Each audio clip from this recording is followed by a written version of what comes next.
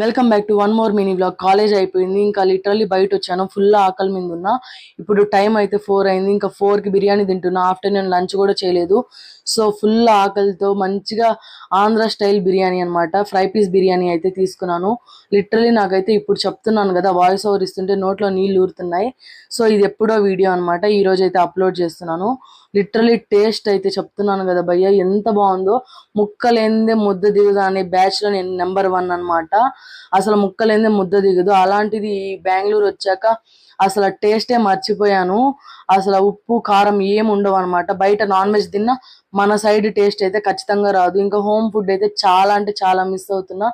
So ఇక్కడ weekly once అయినా బిర్యానీ తినాలన్నమాట, అంత బాగుంటుంది టేస్ట్ అయితే.